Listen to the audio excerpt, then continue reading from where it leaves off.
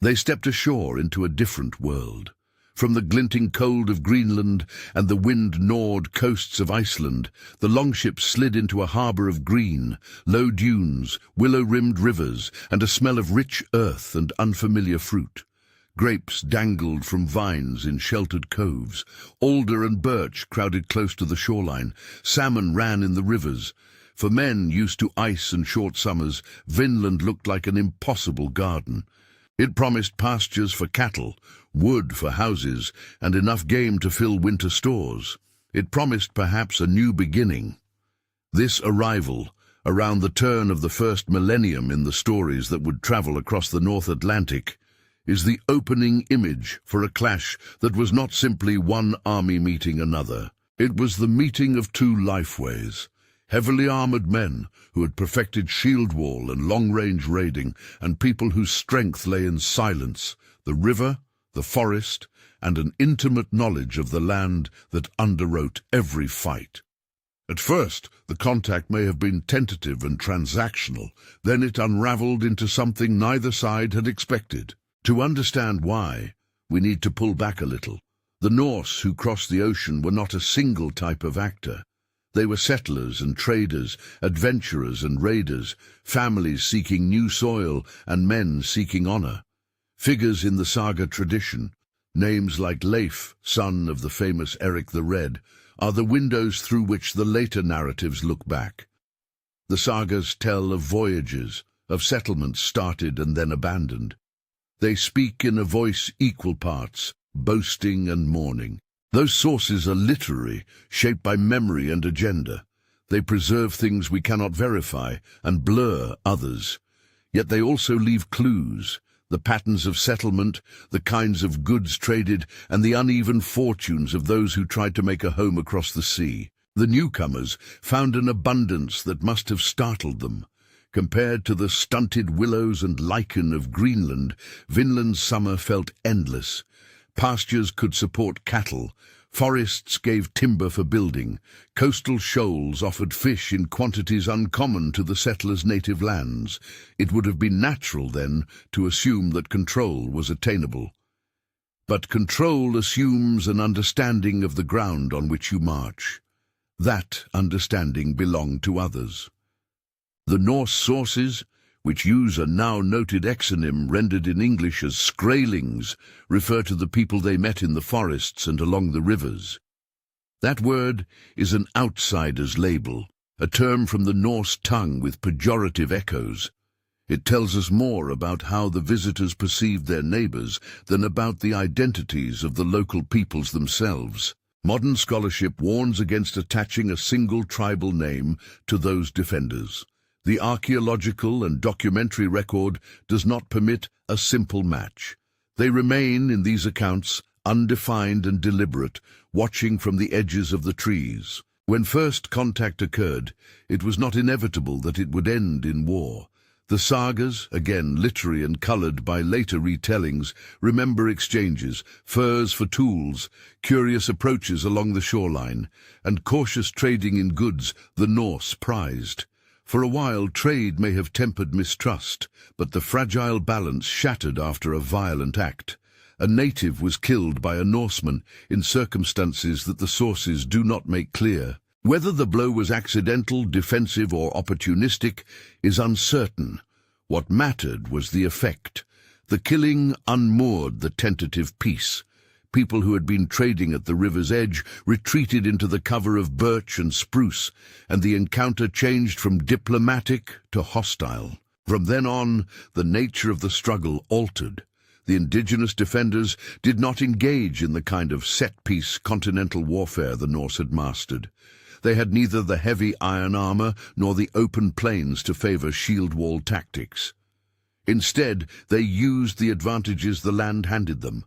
Their bows, composite and deceptively powerful, could send arrows with enough force to pierce flesh at a distance, arriving from positions the Norse could not easily see.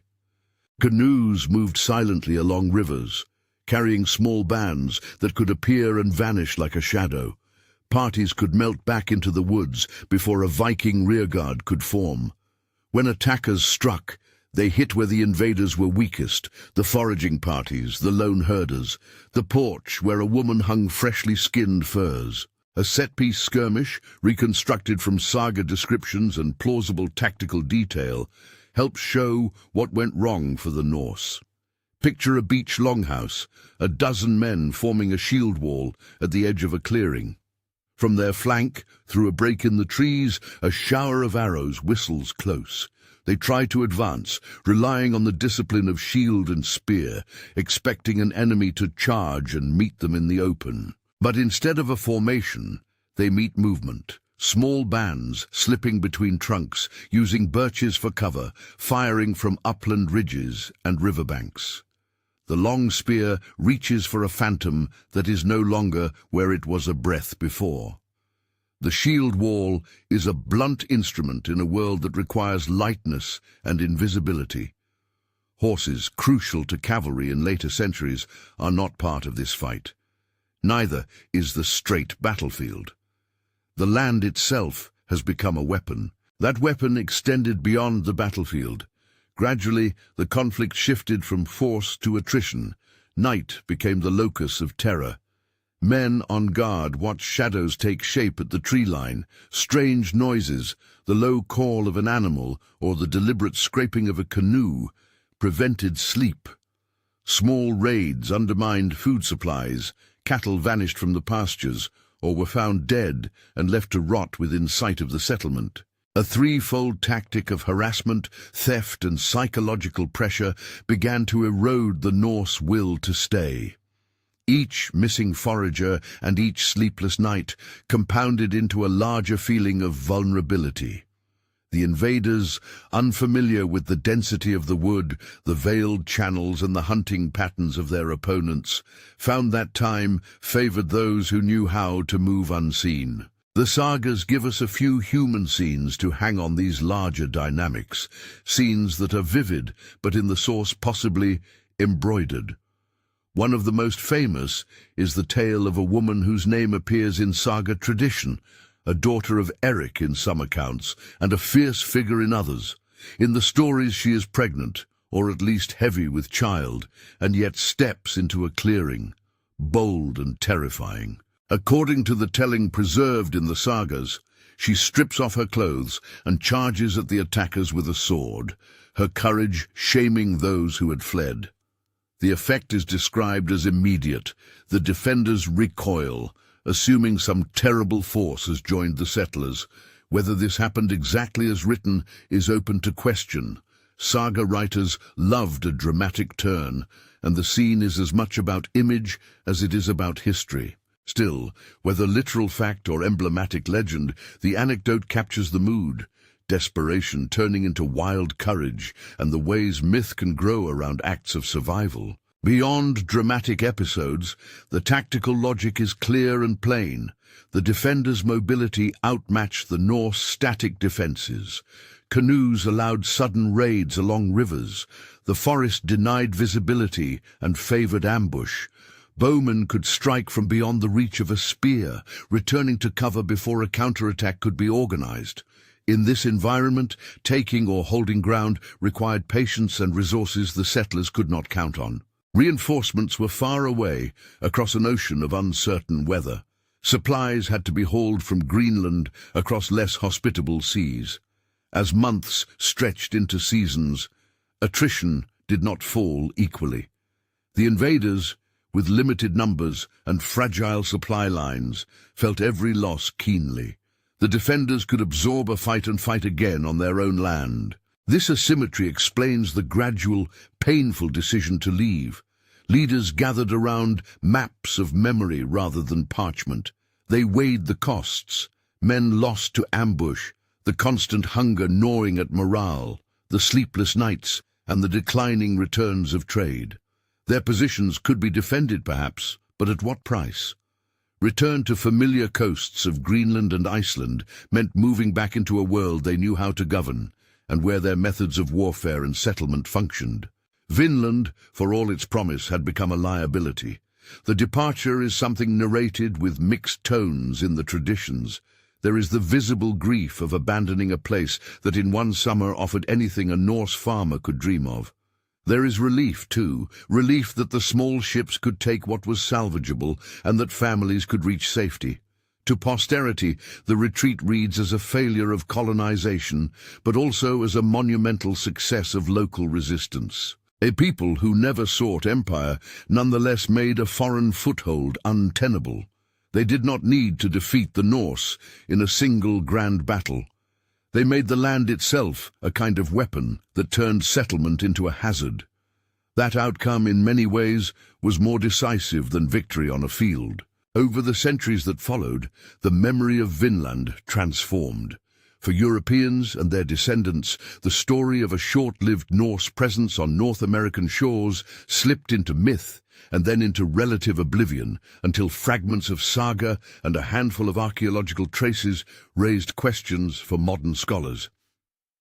For those who defended the shore, their victory rarely entered the same record.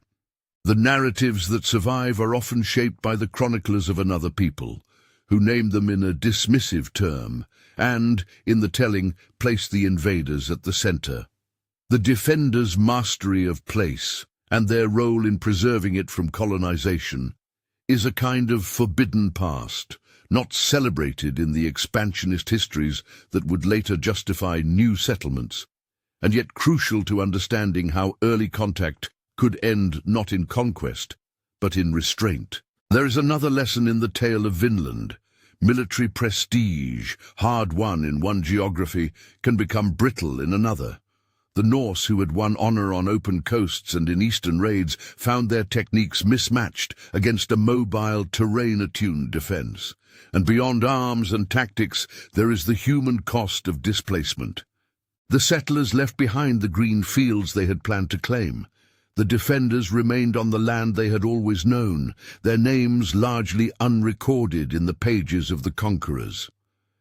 That asymmetry in the archive is itself an ethical problem of history. Who gets to tell the story, and who is erased by the telling? When we return to that first image, the longship sliding into green water while shapes watch from a shadowed tree line, we can see why the term Fearsome Skraelings passed into legend. The label captures the bewilderment of the newcomers and the fear they felt at being matched by a type of warfare they could not easily foil. But we must not let the epithet stand without nuance.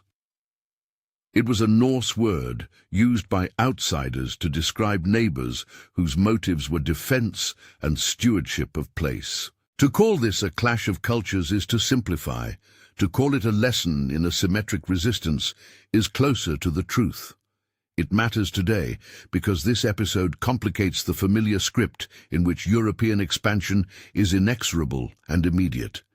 Here, in this northern fringe of the North American coast, local knowledge, mobility, and the tactical use of an unforgiving environment turned a would-be colonial foothold into a cautionary tale. For centuries, Vinland remained, in European memory, a strange and distant tale, a forbidden past in which invaders were repelled not by superior arms, but by strategy, patience, and intimate knowledge of place. There will always be gaps, names that shift in the manuscripts, leaders remembered under various spellings, episodes that sit somewhere between history and saga.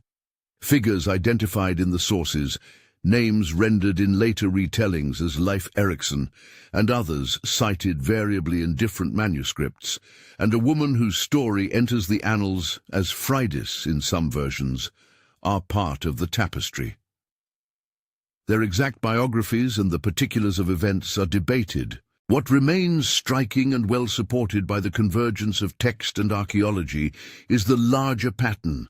Early Norse attempts at settlement in North America met resistance that relied on mobility, terrain, and psychological pressure, and that resistance helped turn Vinland into a place Europeans would not claim easily.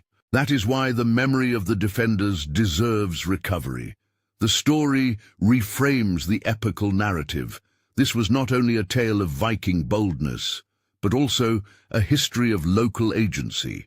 Their victory is forbidden in the sense that it contradicts the triumphalist scripts of later centuries, and fearsome only from the vantage of those who expected unquestioned dominance. Seen differently, the defenders were guardians of a coast who used the weapons they had, silence, the river, the bow, to protect a homeland.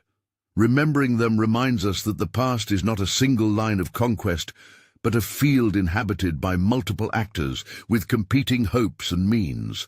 If this account caught you off guard, and you want more deep dives into moments where history reveals a different face than the one we learned in school, stick around and subscribe to the channel. In the end, Vinland remains a fragmentary mirror.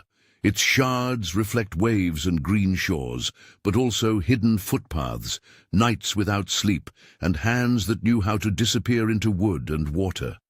The Norse left with stories of abundance turned sour, and with sagas that would carry their memory northward. The people who kept the shore kept their way of life and their land. The victory they achieved, elusive in the record but decisive in outcome, is part of a forbidden past that shaped the course of later encounters and calls us to read history with attention to those whose agency has too often been overlooked. If this story moved you, subscribe for more explorations of forgotten encounters and check the description for sources and a playlist that follows the wider saga of Norse expansion and indigenous resistance.